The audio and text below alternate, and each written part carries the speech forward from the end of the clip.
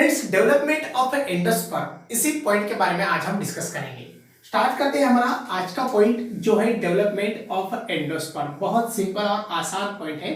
Development of endosperm, development of endosperm, simple सा structure, simple सा point यहाँ पर हमें देखना है जो डेवलपमेंट ऑफ एंडोस्पर्म इसी नाम से हम जानते हैं। तो चलो शुरुआत करेंगे पॉइंट की। तो बच्चों देखो, पॉइंट की अगर शुरुआत करना है तो सबसे फर्स्ट हमें एक स्ट्रक्चर यहाँ पर देखना है जो स्ट्रक्चर हम ऑलरेडी ड्रॉ कर चुके हैं। ठीक है, इस स्ट्रक्चर को ड्रॉ करने के बाद आपको पता चलता है कि हम कौन सा स्ट्रक्चर ड्रॉ कर रहे हैं और कौन से स्ट्रक्चर के बारे में यहाँ पर बात कर रहे हैं। इस तरह से हमने स्ट्रक्चर ड्रॉ किया है। अब सभी के माइंड में जो सवाल था उसी का आंसर आपको मिला होगा कि ये जो स्ट्रक्चर है वो कौन सा है। तो ये स्ट्रक्चर ओवरी का है। ठीक है, अब ओवरी का स्ट्रक्चर हमने यहाँ पर ड्रॉ किया है। ओवरी जो सिचुएट होती है थैलेमस के ऊपर, ये हम सबको पता है, यानी कि थैलेमस के ऊपर प्रेजेंट रहने वाला ये स्ट्रक्चर है बच्चों। तो इसी ओवरी के अंदर इस तरह से हमें एनाट्रोपस ओव्यूल का स्ट्रक्चर दिखाई देता था। जो एनाट्रोपस ओव्यूल का स्ट्रक्चर कुछ इस प्रकार से है। इसी ओव्यूल के स्ट्रक्चर को अगर हम डिटेल में देखेंगे तो इसी के अंदर हमें दो इंटेगुमेंट्स दिखाई देते थे, इसलिए हम इसी स्ट्रक्चर को, इसी ओव्यूल को एनाट्रोपस ओव्यूल और बाइटेगमिक ओव्यूल इसी नाम से जानते हैं। ये स्ट्रक्चर हमने ऑलरेडी डिस्कस किया था, इसके बारे में हमने अच्छी तरह से पढ़ाई भी की वाली है। ठीक है, तो ये बन गया ओव्यूल का स्ट्रक्चर, ये बनता है ओवरी का स्ट्रक्चर। तो इतना तो हम ऑलरेडी पढ़ चुके हैं। इसके अंदर एक बहुत इंपॉर्टेंट पार्ट है जो हमें यहाँ पर आज डिटेल डिस्कस करना है इस तरह से। तो इसे हम एम्ब्रियो सैक बताते हैं। क्या बताते हैं? Embryo sac. तो ये एम्ब्रियो सैक का स्ट्रक्चर बनता है। इसी एम्ब्रियो सैक के अंदर हमें डिफरेंट टाइप्स के सेल्स दिखाई देते हैं। यहाँ पर प्रेजेंट होती है एक सेल जो फ्यूजन के बाद हमें जाइगोट बताने वाली है। उसके बाद यहाँ पर कुछ ऐसे सेल्स होते हैं जो डीजेनरेटिंग होते हैं, इसी सेल को हम न्यूट्रिटिव सेल्स भी बता सकते हैं। और यही सेल एंटीपोडल सेल्स है। कौन से हैं? एंटीपोडल सेल्स बेटा। ठीक है, उसके बाद सेंट्रली बहुत इंपॉर्टेंट जो स्ट्रक्चर दिखाई दे रहा है उसे हम कहेंगे प्राइमरी एंडोस्पर्म न्यूक्लियस। अब इसे प्राइमरी एंडोस्पर्म न्यूक्लियस क्यों कहना चाहिए? इसलिए क्योंकि यही स्ट्रक्चर रिस्पॉन्सिबल है एंडोस्पर्म के डेवलपमेंट के लिए, इसलिए हम इसे प्राइमरी एंडोस्पर्म न्यूक्लियस बताते हैं। और यही प्राइमरी एंडोस्पर्म न्यूक्लियस जो ट्रिपल एन है बेटा, इसके अंदर 3N दिखाई देते हैं। 3N यानी कि ट्रिपल एन, या फिर इसे हम ट्रिप्लॉइड के नाम से भी जानते हैं। इसलिए यही स्ट्रक्चर रिस्पॉन्सिबल है आगे चलने के बाद एंडोस्पर्म प्रोड्यूस करने के लिए। ठीक है, ये बात हम यहाँ पर याद रखेंगे। अब इसी स्ट्रक्चर को हम डिटेल में देखेंगे। प्राइमरी एंडोस्पर्म से हमें डेवलपमेंट देखना है एंडोस्पर्म की, तो सीधा सीधा हम यहां पर लिखते हैं डेवलपमेंट ऑफ एंडोस्पर्म। यह हमारा पॉइंट अभी स्टार्ट हो चुका है। डेवलपमेंट ऑफ एंडोस्पर्म अगर पॉइंट स्टार्ट हो चुका है तो डेवलपमेंट कितने टाइप्स में दिखाई देती है? तो development of endosperms are explained in 3 types. कितने टाइप्स से हम बता सकते हैं? 3 टाइप्स में, यानी कि इसका सिंपल मीनिंग हो गया जो एंडोस्पर्म है वो 3 टाइप के होते हैं और उन्हीं की डेवलपमेंट 3 अलग अलग टाइप में हमें दिखाई देती है। तो सबसे फर्स्ट वाला जो एंडोस्पर्म होता है जिसे हम कहेंगे फ्री न्यूक्लियर या फिर न्यूक्लियर एंडोस्पर्म। न्यूक्लियर एंडोस्पर्म ये हमारा फर्स्ट टाइप बन गया बेटा। न्यूक्लियर एंडोस्पर्म अगर फर्स्ट टाइप बनता है तो ये किस प्रकार से डेवलप होता है वो भी हमें देखना है। ये डेवलप होता है इसी सेल से जो हमें यहाँ पर प्राइमरी एंडोस्पर्म न्यूक्लियस सेल्स या फिर प्राइमरी एंडोस्पर्म न्यूक्लियस दिखाई दे रहा है, जिस स्ट्रक्चर को हम 3N से बताते हैं, यानी कि ट्रिप्लॉइड है। इसी के अंदर कैरियोकाइनेसिस चलता है। सबसे फर्स्ट क्या चलेगा? कैरियोकाइनेसिस। मतलब क्या हो गया? Means division of the nucleus. Cairo means क्या हो गया? न्यूक्लियस, और kinesis means division of the nucleus, that is the karyokinesis. Karyokinesis हो गया और यहाँ पर बहुत सारे हमें न्यूक्लियस प्रोड्यूस हुए वाले नजर आते हैं। तो यहाँ पर इतने सारे न्यूक्लियस प्रोड्यूस हो चुके हैं, बहुत सारे न्यूक्लियस प्रोड्यूस हो चुके हैं। अब इतने न्यूक्लियस प्रोड्यूस हो चुके हैं तो हम इसे क्या कहेंगे? इसे हम न्यूक्लियर स्ट्रक्चर कहेंगे। और सभी न्यूक्लियस फ्री है, इसलिए ये फ्री न्यूक्लियर एंडोस्पर्म बन गया। इसलिए हम इसे लेबल देते हैं फ्री न्यूक्लियर एंडोस्पर्म, ये सिंपल बात वहां पर हो चुकी है। तो ये होता है फर्स्ट टाइप का एंडोस्पर्म। इसी फर्स्ट टाइप के एंडोस्पर्म का अगर हम और डिटेल देखेंगे, इसे और भी डिटेल हम एक्सप्लेन करना चाहेंगे, तो इसके लिए हम एग्जांपल देखेंगे। एग्जांपल है कोकोनट वाटर, कोकोनट वाटर या फिर जिसे हम कोकोनट मिल्क कहेंगे, ठीक है।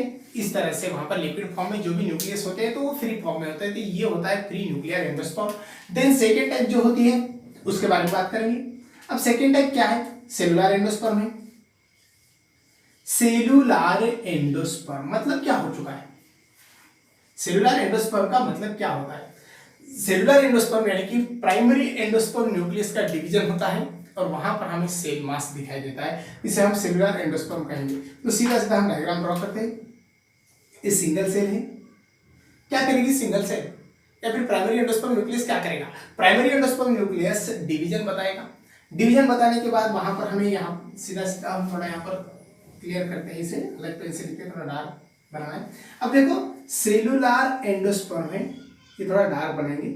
इसके अंदर सबसे फर्स्ट हमें डिवीजन दिखाई देता है, डिवीजन हो गया। आगे चलकर प्रोड्यूस क्या होने वाला है, आगे चलकर प्रोड्यूस होने वाला है इस तरह से स्ट्रक्चर। इस स्ट्रक्चर के अंदर हमें सेल्स दिखाई दे रहे हैं। उसके बाद इसी का और भी डेवलपमेंट होता है और वहां पर इस तरह से सेल मास दिखाई देता है। ये थोड़ा डार्क बना रहे हैं हम, क्लियर दिखेगा आपको। तो इस तरह से सेल मास दिखाई देता है या फिर नंबर ऑफ सेल्स वहां पर दिखाई देते हैं। अब यहाँ पर नंबर ऑफ सेल्स दिखाई देते हैं बेटा, तो ये क्या बन गया, ये बन गया सेलुलर एंडोस्पर्म। क्या बन गया, सेलुलर एंडोस्पर्म। इसे लेबल करेंगे, यहां लिखेंगे इसका नाम हम सेलुलर एंडोस्पर्म, ठीक है।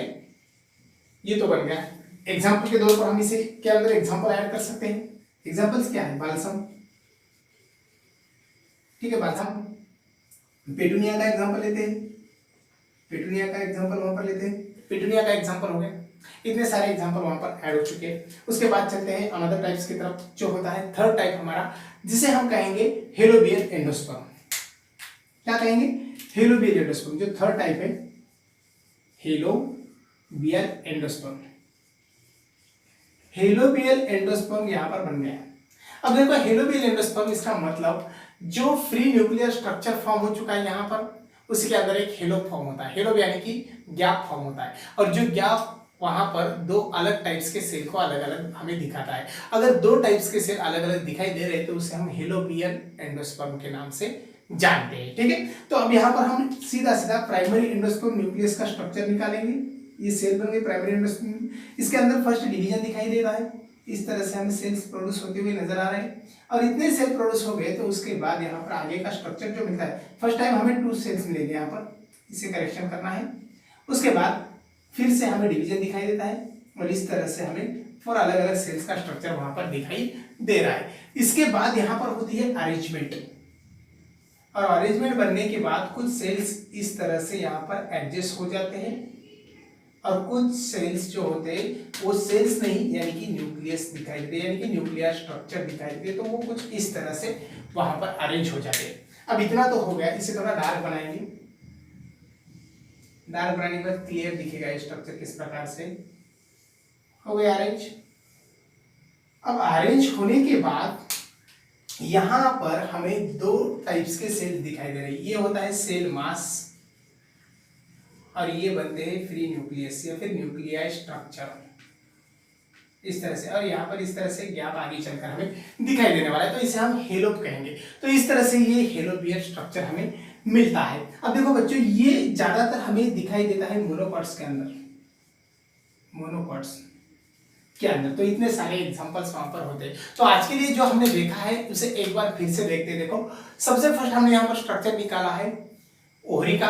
ओहरी के अंदर एनाट्रोपस ओवुल है जो बाइटेगमिक है, जिसके अंदर 2 टेगमिक स्ट्रक्चर हमें दिखाई दे रहे हैं, यानी कि इंटेगमेंट्स कितने हैं, 2 है। इंटेगमेंट्स वहां पर हमें 2 दिखाई दे रहे हैं। ये ओहरी का स्ट्रक्चर बन गया। अंदर जब चलते हैं तो हमें पता चलता है किस प्रकार से ओवुल का स्ट्रक्चर है, जिस ओवुल के अंदर सेंट्रली हमें एम्ब्रियो सैक दिखाई दे रहा है, जिसके अंदर हमें 3 अलग टाइप्स के सेल्स दिखाई देते हैं। एक एंटीपोडल्स होता है, दूसरा प्राइमरी एंडोस्पर्म न्यूक्लियस होता है, और तीसरा जो एक सेल होता है। तो प्राइमरी एंडोस्पर्म न्यूक्लियस जो है वो एंडोस्पर्म फॉर्म करने के लिए रिस्पॉन्सिबल है, जिसकी वजह से एंडोस्पर्म प्रोड्यूस हो रहे हैं। और एंडोस्पर्म के हम 3 टाइप्स देख रहे हैं। सबसे फर्स्ट वाला न्यूक्लियर एंडोस्पर्म बन गया, जिसके अंदर हमें फ्री न्यूक्लियर स्ट्रक्चर दिखाई दे रहा है कैरियोकाइनेसिस से बनता हुआ। ठीक है, तो फ्री न्यूक्लियर एंडोस्पर्म स्ट्रक्चर मिल गया। इसी प्रकार का एग्जांपल हम कोकोनट वाटर के अंदर देख सकते हैं। उसके बाद सेलुलर एंडोस्पर्म हमें दिखाई देता है। जो सेलुलर एंडोस्पर्म हम ज्यादातर डाइकोट के अंदर पढ़ चुके हैं या फिर पढ़ सकते हैं, बालसा पेटूनिया का एग्जांपल वहां पर हम ले सकते हैं। अभी प्राइमरी एंडोस्पर्म न्यूक्लियस है। इसी प्राइमरी एंडोस्पर्म न्यूक्लियस की वजह से हमें सेल का डिवीजन दिखाई दे रहा है। न्यूक्लियस का डिवीजन होने के बाद सेल का स्ट्रक्चर दिखाई देता है और उसके बाद मल्टी सेलुलर स्ट्रक्चर दिखाई दे रहा है, यानी कि नंबर ऑफ सेल्स दिखाई दे रहे हैं और उन्हीं नंबर ऑफ सेल्स को हम सेलुलर एंडोस्पर्म बताते हैं।